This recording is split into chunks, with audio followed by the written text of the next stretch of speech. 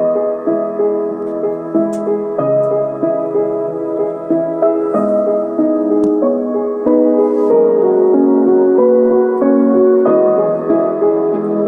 you sad? Are you troubled?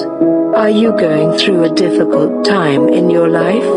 Have you been let down by somebody you trusted? Have you been let down by your family members? What are your issues?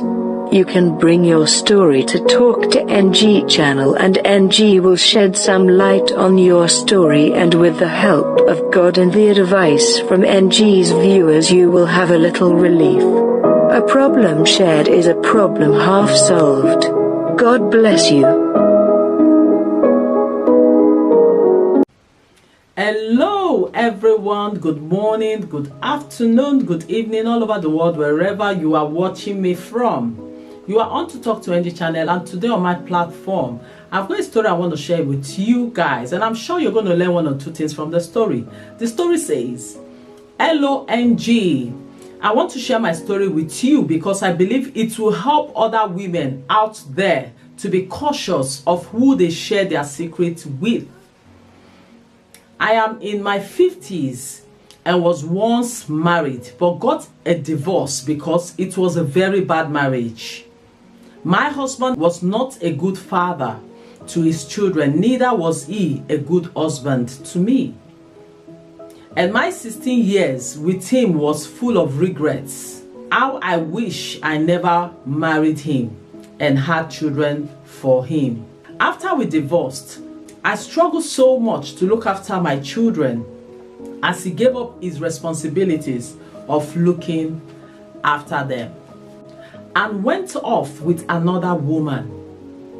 As destiny will have it, God connected me to a helper who helped me travel out of the country so I can be able to work, to fend for my children and myself. I left my kids with my family members. Indeed, life abroad is not as rosy as people back home think. I went through hell before I finally saw a nice rich couple who accommodated me in their home, and in turn, I looked after their children and did house chores to pay them back. The woman was so nice that she sometimes gave me money to look after my children back home. One day, I was going to drop our children off at school and I met a charming man who was a bit older than I was. We began talking and gradually I realized he was a divorcee too, who was living alone. We started dating each other, and the good thing about this man was that he was a Nigerian man like me and a Yoruba also. We became fond of each other and I go to spend the weekend at his house. He promised me that he would get married to me and help me get my documents since he already has his documents. The relationship became so serious that he requested to know my family so that it will be easier when it's time for marriage. And I introduced him to them on the phone and they got talking, especially my dad, who was so excited that I had met somebody to marry, who would wipe away my tears and the pain I had been through in my first marriage. I also told one of my very good friends who also had no document like me, and we have both been praying that God will help us. My friend was happy and said she would love to meet the man who has been kind to me so as to appreciate him. And out of my freeness of heart, I introduced her to my husband to be. This was a big mistake because the lady turned out to be my worst nemesis. I don't know what she did to capture the heart of this man as they began seeing each other behind me. I only discovered because this man had health issues, including diabetes. As a result, I moved in with him finally to care for him. I observed he goes out early and comes back late, but I never knew he was going out to visit my so-called friend behind my back and also having a nice time with her. At this point, my friend have reduced the way she normally chats with me. And then one day, I got a call from her telling me she has received a document from the Home Office. When I heard it, I was happy and I rejoiced with her. When I asked her, "How did you manage to get your document?" she said, "My friend, it is God, oh, it is God, oh." One fateful day, late in the night, my husband-to-be wasn't back home, and I've been so worried. I was calling his phone, but he was not picking. Later, I got a text message from him saying he is dying and he needed help from me immediately, and asked me to come outside to his car. When I got to the car, I saw that he was down with stroke and quickly called the ambulance. And when they came, they tried to revive him and rushed him to the hospital. I stayed with him all night. The doctor told me that he is in a critical condition and might not survive it. I prayed and cried to God to save him. And after a couple of weeks, he was able to talk again. One day, the doctor called me and told me he wanted to speak to me. When I got to him, he opened up to me with tears in his eyes and started crying, asking for forgiveness. When I asked him, "What is it that you are asking for forgiveness for?" he told me about his affair with my friend I introduced to him, and told me the reason he delayed helping me with my papers was because he gave the other lady her papers. He told me his stroke happened to him when they were both having fun in her house, and that immediately she saw that he was having stroke. Instead of her calling the ambulance, she assisted him into the car and drove him straight to the front of his house, and that she later took his phone and texted me, telling me to quickly rush down to help him, and that all that was done by my friend. And when she finished sending the message, she opened the car and ran away. I cried because I have committed a lot to the relationship. Unfortunately, he later died. It was painful. I lost a loved one. But since his death, I have found another man who married me, and I have now gotten my papers. Glory be to God. Child, what a story, what a story. My God. Until people tell you what they've been through, until people tell you what they are passing through, you will never know. In this story, it is sad that this man died, because no matter what somebody have done to you, we should never wish anyone to die. Now, I'm not saying this woman wished this man to die, but it's so unfortunate that the man died. Now, according to the story, the woman said the first husband that she regretted getting married to this man. She regretted even having kids with this man. Now, one thing I need to say to this woman is, I understand how you feel. Sometimes you commit to a relationship and you find out that the person you committed to is not giving you what you deserve. It's like you are the one giving all into that relationship, and the person is playing smart, is acting as if, you know, they have a upper hand, they can treat you anyhow they like or want. It is not the best. Now, but one thing I'll say to you is, no matter what or the experience you have or have had in your past relationship or you're having in your relationship at the moment, never say you regret having children for that person. Why? Because in life, nobody knows the journey that life will take them through. Nobody know what they will meet in the journey of life. One thing we must not do is to say we regret bringing children to this world. No. Because those children, tomorrow, you will look back and thank God for their life. You will look back and thank God for them. Now, I know there has been so many cases where couples are having misunderstanding, and you find out that the man is transferring his aggression on the children, is transferring his unhappiness on the children. And also there have been situations where the woman is not happy with the man and is transferring her unhappiness on the children. It should not be. It should not be at all. So I would say to you, never regret having children with your first husband.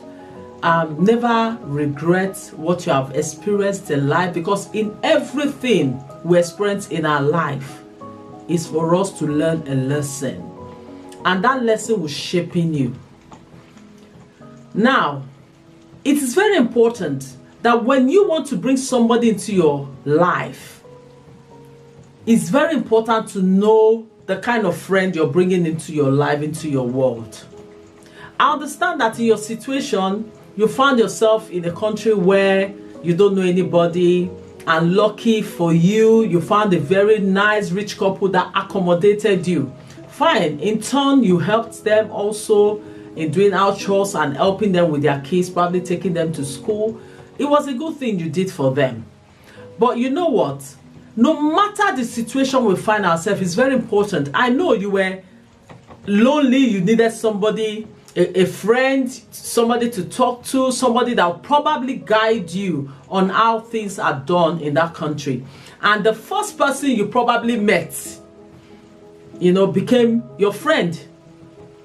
And you felt you can actually trust this person and tell them whatever you're going through. And I'm sure that was why both of you shared your experience of not having documents. But I think no matter what we do in life, when you want to say somebody is your friend, or you want to establish a relationship, give yourself time to know this person. You can know them the way they talk, the way they behave, the way they carry themselves, if they have integrity, if they are people, of their words. You will know them. Especially if they are Christians. I'm not saying that there are no Christians out there that misbehave. I'm not saying that. But out of 10, at least you can get a very good friend that is a believer. So you create time to know them. When you know them, then gradually you can know what you can tell them and what you cannot tell them. You don't tell people all your business. It's not the best. Now, what this lady did to you is very bad. It shows that she's a desperado. She's a desperado. For you to do that to a friend, somebody that trusted you, it is very bad. Maybe somebody is watching me out there. It could be that this is what you do to people. You are always interested in other people's man. You're always interested in other people's relationship. That's the kind of life you live. It's not the best. It's not the best. It's very important that in whatever you do, be contented. Whatever God gives to you, it is your own. Nobody can take it away from you. You don't have to be selfish. You don't have to be greedy. Don't think that you have to take what belongs to somebody else to be happy. What this lady did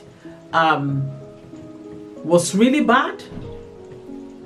You requested that your friend introduce you to a man, somebody that, have been making her happy, somebody, that have promised he was going to help her with her document, and the next thing you did was to go behind to snatch the man off her. Now, I don't think this was ordinary. For this man to go as far as abandoning this woman, ignoring what he promised he was going to do for her, and then focused on you. Seriously, there's more to it. And that is why in whatever we do in life, we must be prayerful. When you say prayerful, people say everything they say prayer. It baffles me how somebody can live their life living a prayerless life. It baffles me. The Bible said, pray without ceasing. There is no time for you to pray or where you can pray. You pray anytime. It's very important that we pray so as to help us to be aligned, to position us on the path that God wants us to be, to position us on God's divine destiny for our life. You cannot say you have challenges and be quiet. Because when you're praying, it will put people like this off your territory, off your circle. Now, I want to talk about the man that left this woman in the first marriage. Now, you left this woman and followed another woman. I don't know what is wrong with some men. It's like when they see a good woman, they don't know. Some of them are blind to see or to know a good woman when they see one. For a woman to have stayed with you all these years shows that she's somebody that is committed. She's somebody that wants to walk with you. She's somebody that wants to be with you till God call both of you. I don't know why sometimes some men don't know when they see a good woman. And it baffles me how a man will come to a woman. She's everything to you when you first come into the woman's life. And then when she accepts you, you change. You change all of a sudden. And you start misbehaving. I think if you're watching me out there and this is your pattern, this is your lifestyle, I think it's something that needs to be addressed. It's something that needs to change. Because these children you brought into the world, you did not bring them into this world for you to abandon them for the woman to cater for them alone. You want to just be those kind of men they call. Just like when we're in the school days, when the teacher walks into the class, they call your name. Ifeoma, you say present, sir. They call you Chukwudi, you say present, sir. You want to be that kind of man that they call as absentee father or present, sir, father. Which one do you want to be? Those kind of man, they will just come. They say, oh, is daddy there? They say present, sir. But they are there, but they are doing nothing. It is not fair. Especially for those that are even there, even in that marriage, but they are doing nothing. The woman is the one taking up all the responsibility of the family, looking after the children, working hard 24 hours to care for their children. The man is there doing nothing. He's working. He would rather take the money and go to the pub to drink. He would rather take the money he worked for and spend it on other women rather than spend it on his children. And then when those children become something good tomorrow, he wants to come out as a proud daddy, a proud present sir father, present sir. But you were never there to work with that woman, to care for that child. But when that child becomes something, you want to come out as a proud father. It's not the best. I think it's something that most people that are doing this need to address. Now, from the old story, what I have gathered is, it is very important. All these men that hardly stay one place, it's difficult for that thing that is in between your trousers to stay one place. All you do every day is going pom pom pom, looking for different women. Anything under the skirt, you want it. We can see from this story that what happened to this man was not a happy ending. Because it shows clearly that this woman never wanted to stay with this man. All she wanted was to use this man. And she indeed used the man, got what she wanted, and immediately that episode happened in her house. She did not even consider saving this man. Let me call the ambulance. Let's rush this man to the hospital. No, she was done. She was ready to get rid of this man. All she did quickly was dash, put this man in the car, and drove the man straight to the woman that she knows was ready and is in love with the man. The woman she knows is ready to go miles for the man. Can you see clearly from what has happened from the story? The woman was never interested. She knew quite all right that there was a woman there that was ready to go miles for this man. Let me quickly drag this man there so that my name will not be in anything that's happened to this man. I will not be traced to anything. There will be no involvement when they look around, they will not know. And immediately she got there, what did she do? Use the man phone, send message to this woman that come down quickly, acting as if it was the man that sent message. Can you see how wicked some people can be? Fine, she in her head believed she achieved what she wanted by destroying her friend's relationship, but in life, whatever you do, you will definitely reap, because it's waiting for you. One day, somehow, somebody will come for you. That's the truth. I want to just say it the way it is. What you have done to this lady, your own is waiting for you. Because this lady met this man as a divorcee. She was divorced too. It wasn't as if she tried to take the man away from any woman. No. But in your own case, you tried to take the man. So those men out there that live this kind of life, you can see from this story that the woman that was ready to commit to this man, the man did not. Some men are like that. The woman that love them, they don't love. It's the one that don't love them that they go for.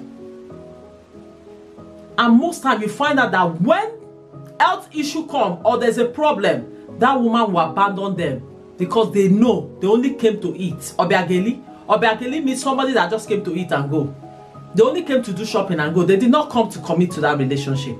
And then you see a woman that wants to commit to that relationship, that is showing you everything to work with you. You will not value them. It's not the best. I think if you are watching me out there and this is what you do to women, or this is the kind of life you live, open your eyes. Open your eyes so you can know when somebody is willing and committed to you. And try to make it work.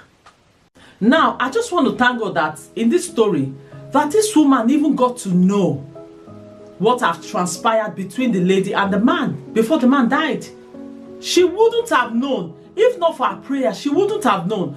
Because if the man had died, she would have probably continued confiding in this friend of hers, thinking she's a good friend. She wouldn't have known. There was no way she would have known. And I know it was her prayer that made that man speak. She wouldn't have known. And the friend would have continued doing evil to her continuously without her knowing. So it's very important that before you call somebody your friend, watch the way they behave. Watch their character. Before you can really say, this is my friend. If there's somebody you can trust, if there's somebody that you know, whatever hurts them hurts you, they will do anything to make you happy. They are nice people to the core. They will never want to hurt you. It's very important that you identify a good friend based on how they behave when they are around you. Now also, regarding this woman, I'm happy that you finally met somebody, and also you have your papers now, you have peace of mind. I'm very happy for you. Now, but there's something you will need to pray about consistently. Because in life, sometimes it's very important we look at, the pattern of things, occurrence in our life. If something have a particular occurrence or the pattern is consistent, it's very important that when we are praying, we focus in that area, direct our prayers in that area for God to destroy every works of the enemy in our lives. Why am I saying this? It's because in your first marriage, you gave it your all and it didn't work. You found the second person and this happened to you. But then, I know that you have found someone and I believe that God will see you through. I want to encourage you that you should pray. And pray, ask God that every plan of the enemy regarding this marriage you're into now be destroyed. Because I know when we pray, the Lord hears us. Now, are you watching me out there and you are tired of life? You are tired of the patterns in your life. You don't know what to do. The Bible made me understand in Ephesians 3:20 says, now unto him who is able to do exceedingly above all that we can ask or think, according to the power that worketh in us. There is nothing that God cannot do. Don't give up. My God can make a way for you. If you go to Matthew 7:7, it says, ask and it shall be given. Seek and you shall find, knock and the door shall be opened unto you. What is that thing that you are finding difficult in your life? Have you asked God? Have you prayed about it? Don't give up. God is able to do. He's able to turn that situation around. I hope you have learned one or two lessons from the story of today. If you have learned something, please put it into practice. If you're out there and there's something you're doing and you know after watching the story, or you feel you have gone astray, you have done something wrong, or you have been living a life that you're not supposed to live, God is ready to accept you back into his kingdom. This is the time. God is waiting for you. Call on him and he will answer you. Now, if you have been watching my stories and you have a story you want to share with me, please go to the description box below and you will see my phone number and my email address there. Write me. Let us share your story on my platform, because I know as many that will listen to your story, they will learn one or two lessons from it. Also, if you have been watching my video and you have not subscribed to my channel, please subscribe to my channel, share my video, like my video, and also press the notification button so whenever I post my video, you'll be the first person to know. Thank you for watching, and remember, all my stories are anonymous. Your name will not be mentioned. God bless you all. Bye bye.